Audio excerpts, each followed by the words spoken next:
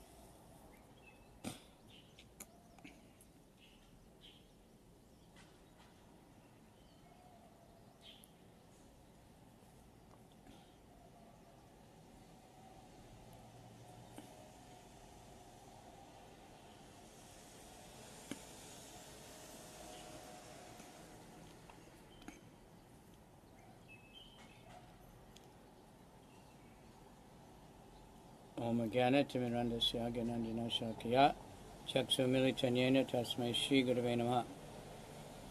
Shri Chaitanya Manobhistam Stapitam Yena Bhutale Swayam Rupa Kadamayam Dadati Swa Padantikam Vandeham Shri Guru Shri Yuta Padakamalam Shri Gurun Vaishnavamscha Shri Rupam Sajajatam Sahagana Raghunathan Vitam Tam Sajivam Sadvaitam Savadutam Prajana Sahita Krishna Chaitanya Devam Shri Shri Radha Krishna Padan Sahagana Lalita Shri Vishakan Vitamscha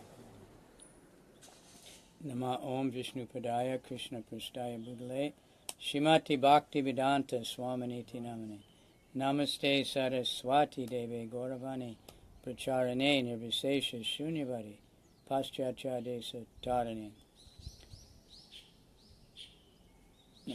Nama Om Vishnu Padaya Krishna Prastaya Shrimati Bhakti Siddhanta Saraswati Iti Namane Namaste Gauravani Shrimurta Dina Tarane Rupanuga Viruda Apasadanta Dvanta Harane Namo Gorakishoraya Satchid Vairagya Murtaye Vipralamba Rasambode Padambujayate Namaha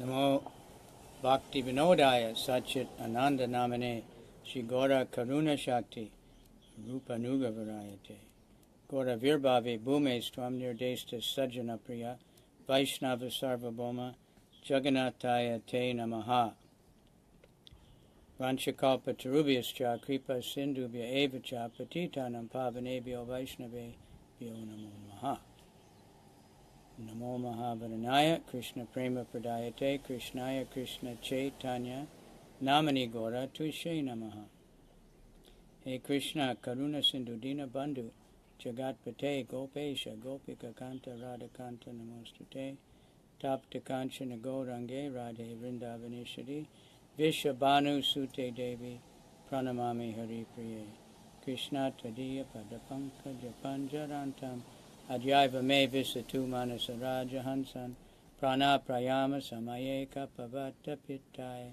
Kantavaro Dhanavido Smarnam Kutaste. This very amazing purport, it covers the whole chapter like in a summary.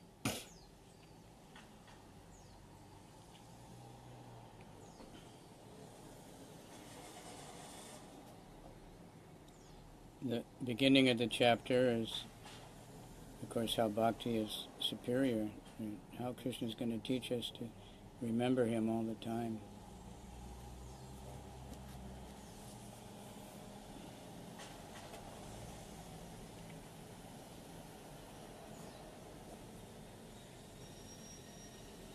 And how rare devotional service is.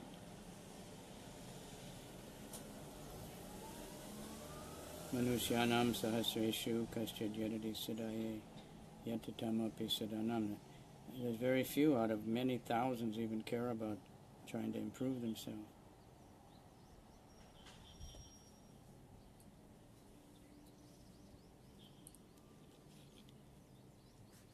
Then he describes the elements of the material universe, earth, water, etc., mind.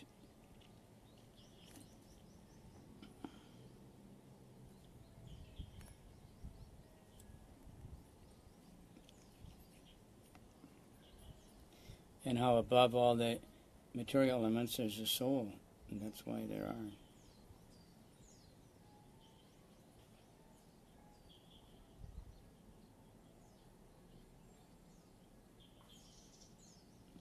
Then how he's everywhere. You know, he's inside of everything, he's outside, he's the taste of water, all those things.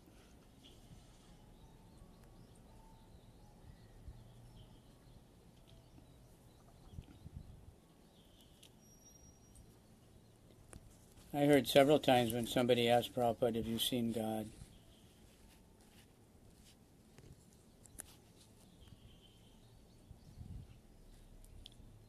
And usually when people ask that, they're challenging.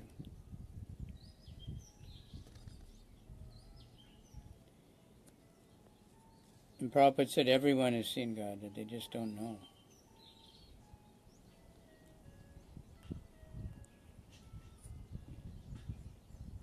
And then he would mention some of these verses. I'm the taste of the water, I'm the light in the sun and the moon. Everybody is tasting water, everybody's seeing the light of the sun and the moon. And they don't know it's Krishna.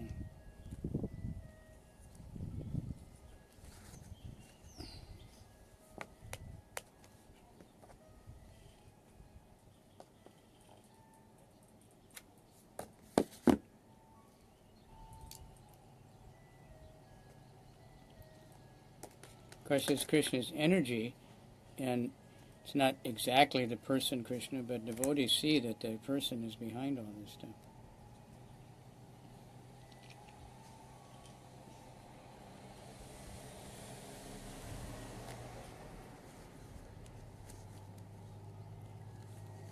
So like rasoham apsakonteya, the taste of the liquid.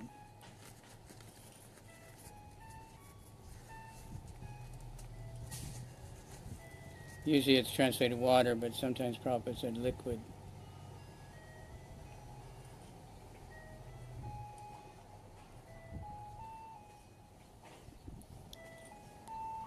So he'd seen, when he'd go on the walk in Los Angeles, he'd see these drunken men, they only drink wine, you know.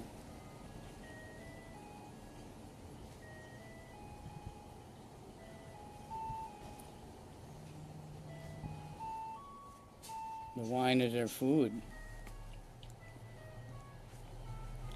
So he said, Prabhupada was saying in the class, he said that the taste of liquid, Krishna is the taste of the liquid.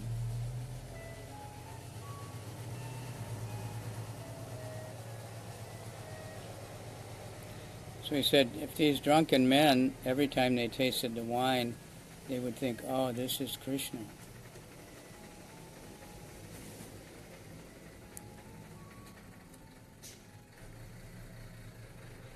So he was telling us how to preach to them, and you can't tell them to stop drinking wine, but you tell them, think of that taste is Krishna. What is Krishna? They'll say that's the taste of the wine.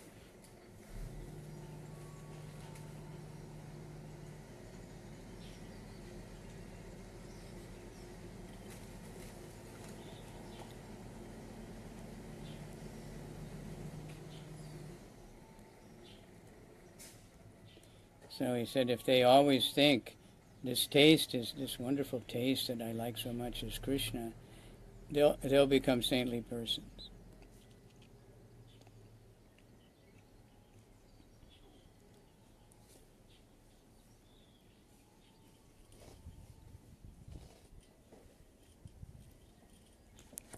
He said it will take a long time, though.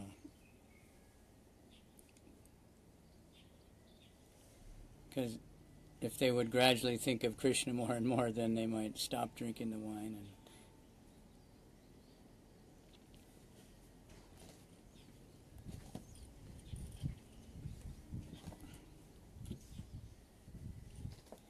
But it's interesting, when Krishna is the taste of the water, he's the sound in the ether.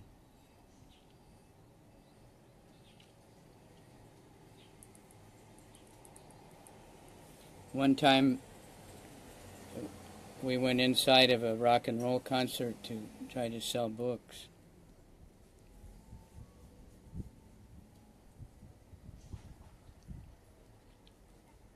It was a band I didn't know at the time, but they're still advertised as the world's loudest band.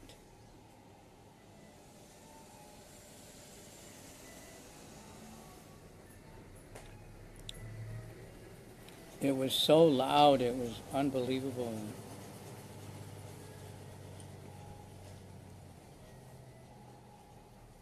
But of course they were very good at playing their guitars and things.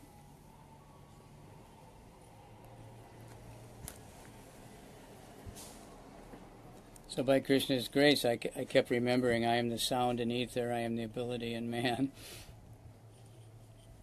That's...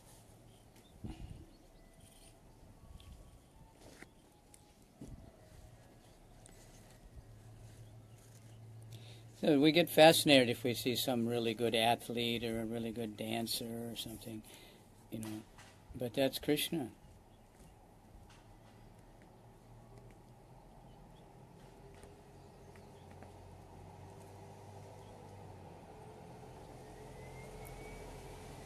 So a pious person who's very talented, they'll think this Krishna's mercy. It's not me, it's just the mercy of the Lord.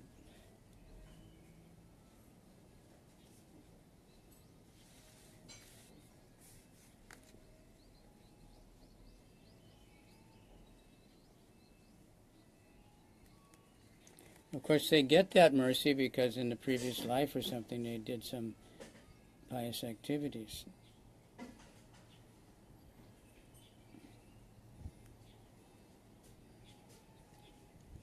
So it just goes over the smell of the earth, the heat and the fire, the life force, everything is Krishna.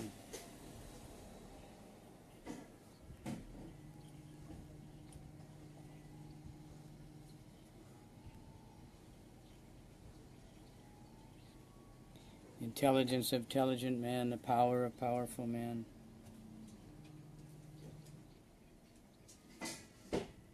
Strength of the strong.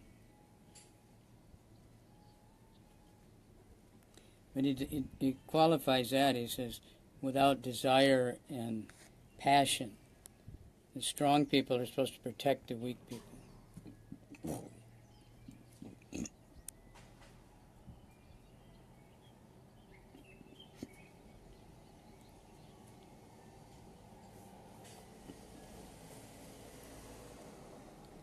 So he explains it. He says, in one sense I'm everything, but I'm independent.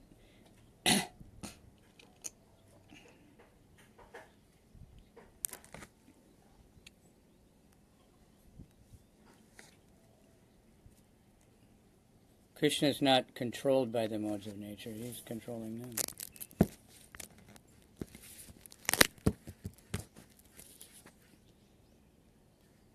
So that's one section of the chapter where he explains about the material nature and how he's everywhere in it.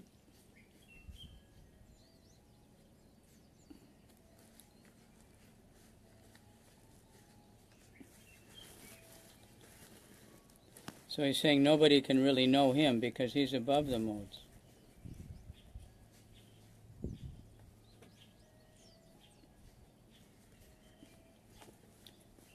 People can study the material nature and know so much about different things, but they don't know Krishna.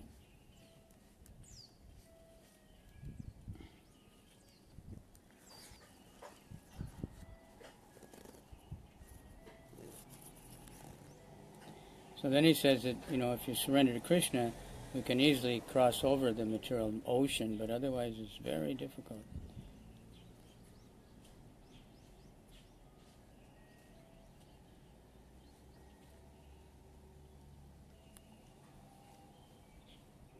Duryat Yaya. It's difficult. But one who's surrendered to Krishna can easily cross.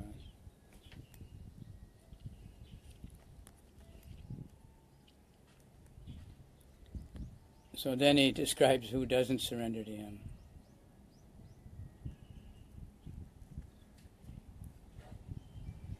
Really stupid people,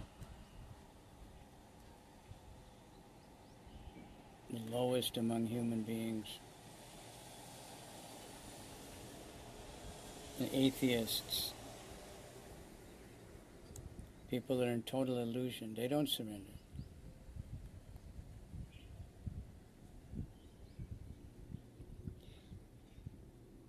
When we feel like, I don't know if I should surrender, I don't know about this, we should remember this statement by Krishna. Why we don't surrender? Because we're stupid. We're an illusion.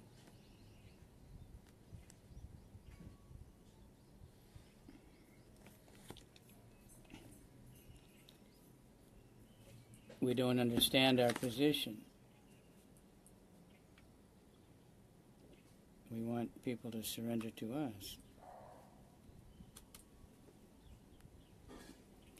All right, that some people, they have some belief in God or the demigod, but they want the demigod or the God to surrender to them. Let me tell you what I want.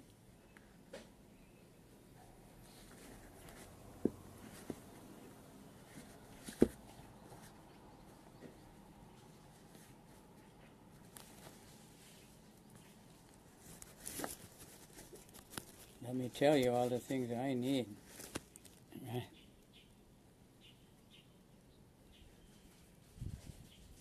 Or the things I want, but so that's illusion. We're not trying to be a servant, we want God to be our servant.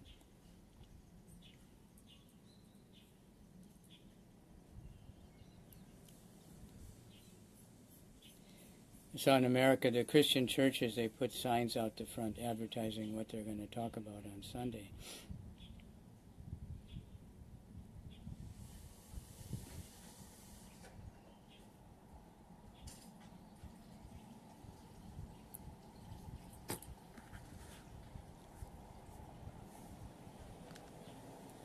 One had a sign that said, "Many people want to serve God.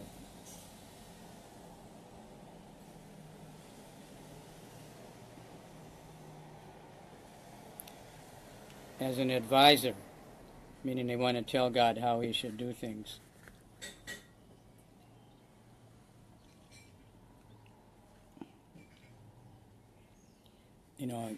If I was God, there would be no war, nobody would be sick. Why did God, why did you make all this suffering? It's not fair,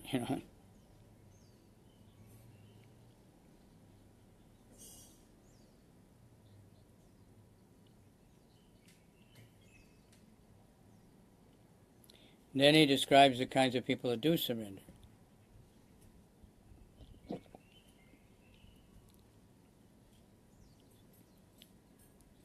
And we see distressed people, people that want money. They may surrender. They may try to do some service.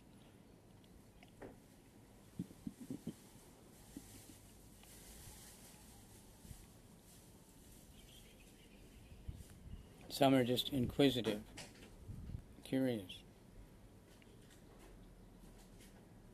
And some are genuinely searching for knowledge of the Absolute.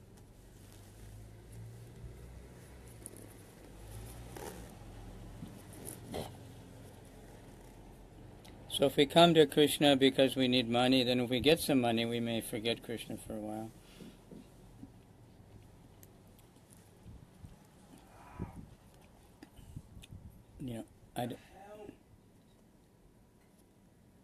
I don't need to pray anymore, now I have money. But we need money again, we might again come to Krishna. And gradually realize we don't need anything but Krishna.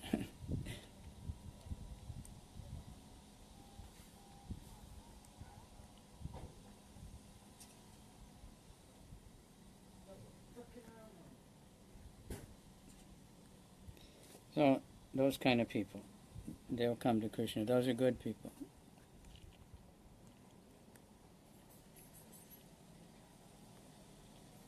Krishna says the best is the one who's always serving him.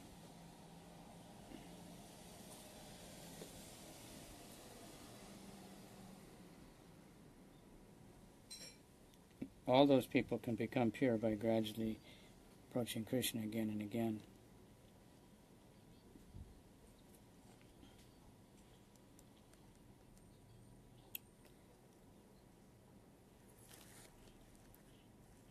So in 2 verses, Krishna is saying that the devotees that are fully engaged in his service, that's the best. Anyone who approaches Krishna, even if it's with material motives, is very good.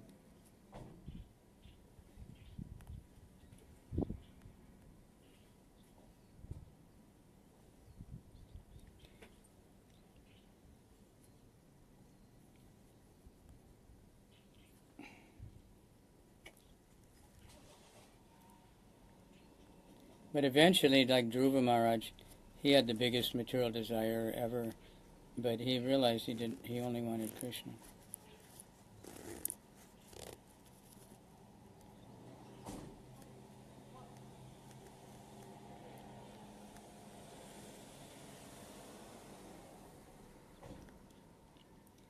So that can happen to anybody. So we encourage anybody, for whatever reason, chant the holy name, offer something to Krishna, read the Bhagavad Gita.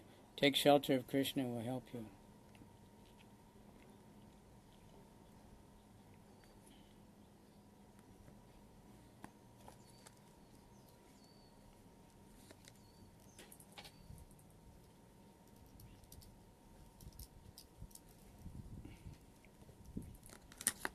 And we'll pray that they get the topmost benediction of surrender to Krishna.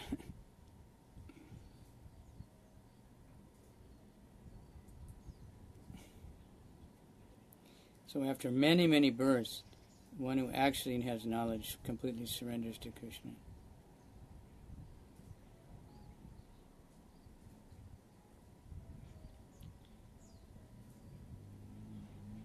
Knowing that Krishna is the cause of everything.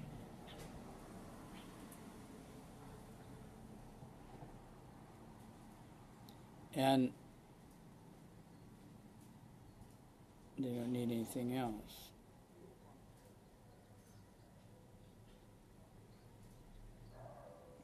Then another section he talks about demigod worship.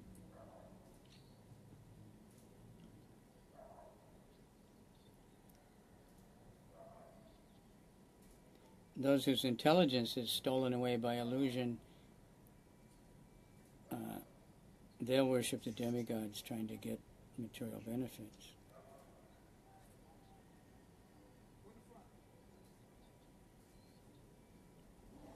And here he's saying, in this, starting from the 7th chapter, Krishna says, I and me many times. And I'm in everyone's heart, so when they want to worship the demigod, he'll help them, because he fulfills all desires.